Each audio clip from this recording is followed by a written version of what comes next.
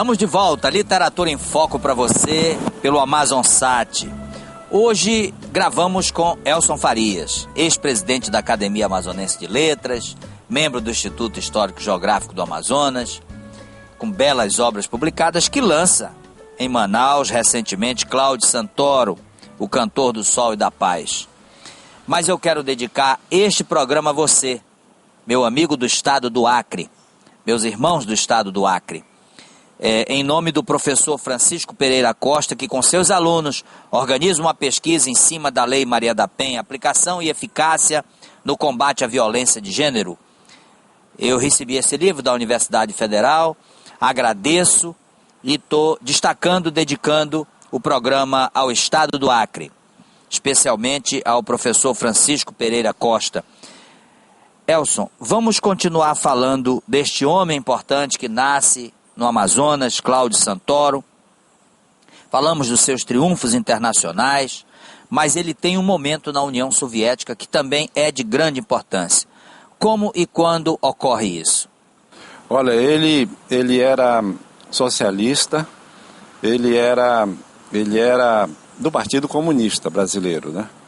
E muito ligado aos artistas, né, da União Soviética. E era muito respeitado na União Soviética. Sempre quando havia congressos internacionais de arte, de música, ele era convocado e participava.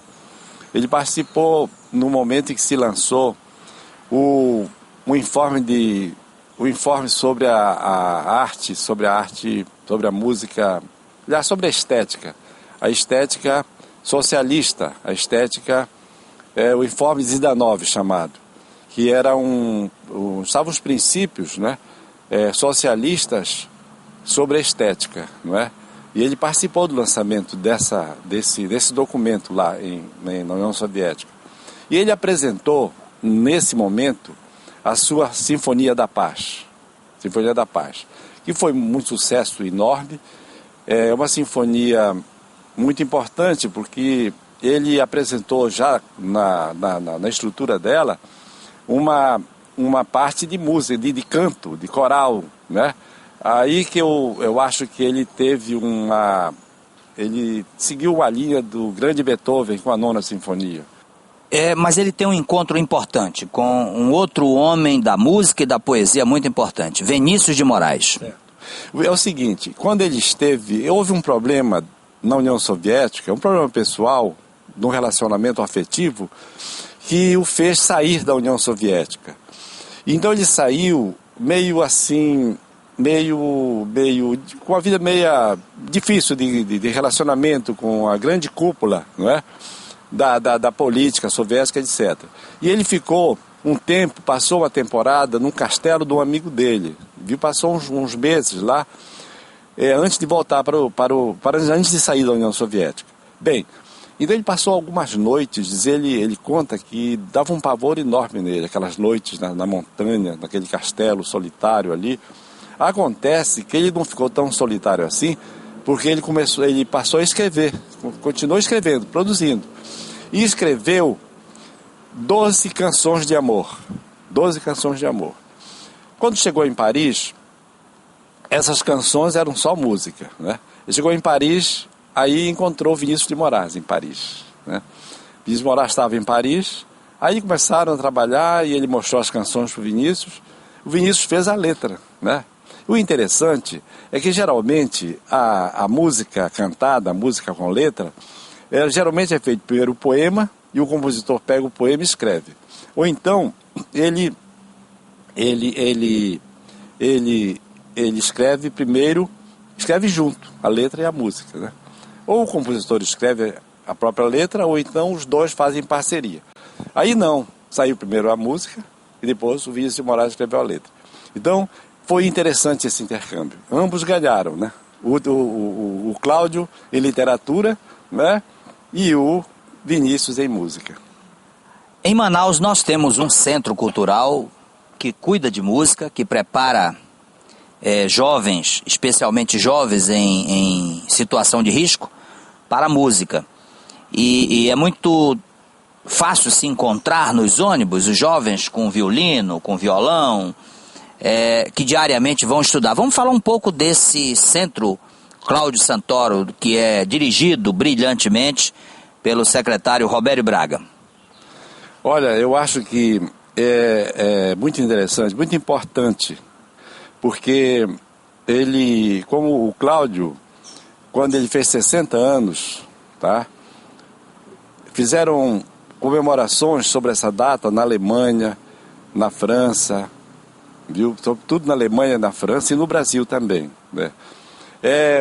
Depois que ele morreu, prestaram muitas homenagens a ele no Brasil. Por exemplo, o Teatro Nacional de Brasília tem o nome dele, tá? Existem praças, ruas em vários estados brasileiros com o nome dele, tá? Então, nada mais legítimo, nada mais justo do que se prestar também a ele na sua terra, não é? Na sua terra,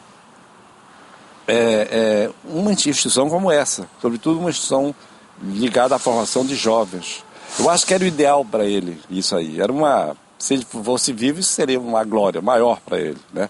Ter uma escola formadora de jovens músicos com o nome dele.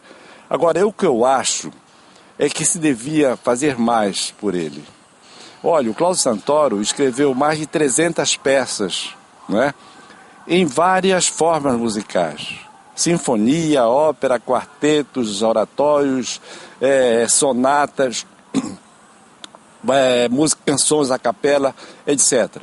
Ele compôs muito, mas se conhece muito pouco dele no Brasil. Se você procurar nas casas de discos, você encontra uns 3 ou 4 ou 5 discos sobre a obra dele, né? Isso conhece muito pouco. Então, o que eu sugeria é que o Amazonas, que hoje dispõe de condições técnicas e culturais para promover grandes espetáculos de música, você tem uma boa orquestra, você tem corais bons, você tem grupos de dança bons, porque ele escreveu para balé também. Você tem no Distrito Industrial uma produção de alta tecnologia, tanto de som como na reprodução, na gravação de CDs, etc. Você tem tudo de bom aqui no Amazonas, né, em Manaus. Por que não se fazer um festival Cláudio Santoro anual? O que eu sugeria é que nós fizéssemos um festival de música Cláudio Santoro anualmente, trazendo para cá especialistas para debater através de seminários a sua obra e apresentar ao povo, né, no teatro. Desculpe. E ao mesmo tempo, tomar um guarazinho aqui para refrescar, e ao mesmo tempo gravar, né? À medida que você fosse apresentando isso, você ia gravando ao vivo, no fim você ia ter toda a obra dele. Tá certo. Divulgada, gravada e projetada, né? Certo. E aí a gente ia amar muito mais, não só a sua música, como a nossa terra, né? Com certeza. Elcio, nós estamos chegando ao final do programa. Foi muito agradável falar de Cláudio Santoro, mais um livro seu, e agora você tem rapidamente a oportunidade de se despedir. Olha, Ibrahim, mais uma vez eu quero te agradecer a oportunidade que me deste para falar sobre o meu trabalho e sobretudo sobre o Santoro, né, que realmente é uma das grandes figuras da cultura brasileira, da cultura mundial, mas sobretudo da cultura amazônica. Você quer falar conosco? É muito fácil. Quer saber um pouco mais de Cláudio Santoro? Quer conhecer um pouco mais de Elson Farias? Quer ter contato com ele? Vá ao nosso site www.literaturaemfoco.com.br. Lá tem um ícone. Fale conosco. Mande sua mensagem, sua crítica, sua sugestão. Renova o convite para estarmos juntos no próximo programa nesse mesmo canal. Somos, de fato, a cara e a voz da Amazônia. Até o próximo programa.